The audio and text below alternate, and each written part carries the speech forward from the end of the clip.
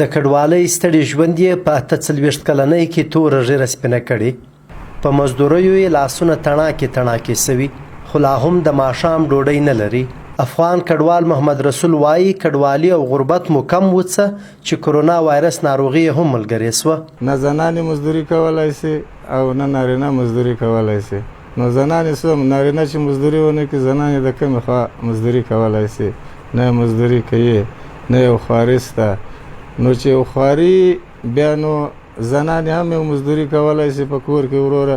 چا مثاله د لاس ماشین چې دی وروره یو جوړه کړي، یو مزدوري وکړي، یا یو سرخی وریشي وروره یو 15 روپۍ پیدا کوي. د زنانې خو دغه مشکلات دی وروره چې اوس یو شی هم نشته.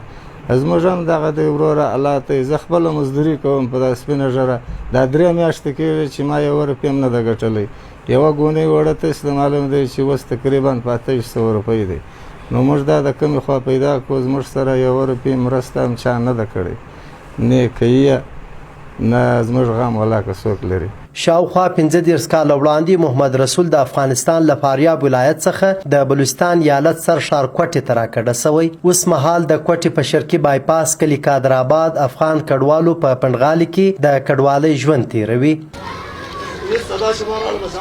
د محمد رسول په خبره په یاد پنډغالي کې د ژوند له ټولو اسانتیاوو بې برخې شاوخوا 4.5 کډوالې کورنۍ ژوند کوي.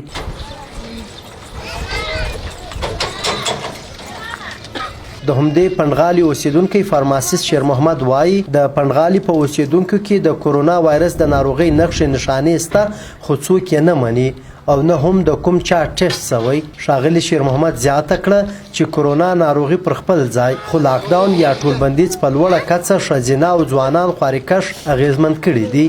کرونا وایرس اثر ډېر سوی دی په دا کلي کې د مهاجرت او غربت، او خلک پخوا ډېر کارونه کوله، روزګار یې کوی، روزانه یې کوی، تللی کولنګ و بیلچه و یو کاغذ یو مزدوري یې کوي، کچره یې ټولوی. یو روزګار د سهار تر ماښام د دې یو کار کېدی.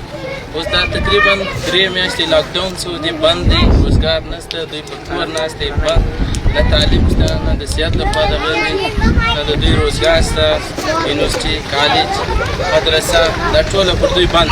شیر محمد وایي د خلکو د مالی مرستې په موخه د سلګونو فامیلونو فارمونه ډک کړي او شاید څه وخت پس له خلکو سره مالی مرستې هم وسی.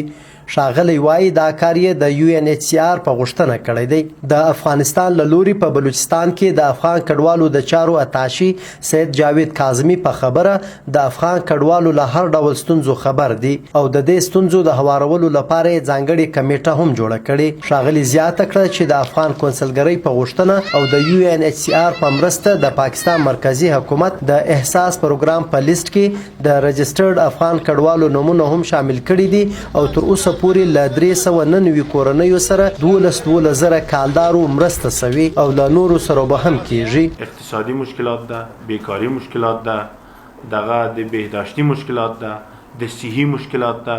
دا مشکلات ډیر ده چې مونږ یو ډیر کوشش کوو چې مشکلاتو دغه د UNHCR سره شریک کوم، د حکومت افغانستان سره شریک کوم چې خدای وکړي یو مرسته وشو. د کاظمي په خبره په بلوچستان کې د افغان کډوالو 12 پنډغالي دي چې پکې د POR کارډ لرونکو شمیر 3,40,000، ECC کارډ لرونکو شمیر 2,28,000 او شاوخوا 15,80,000 داسې افغان کډوال هم شته چې هغه کوم قانوني اسناد نه لري. حفیظ، ستوری، شیرانی، VOA ډیوہ، کوټه.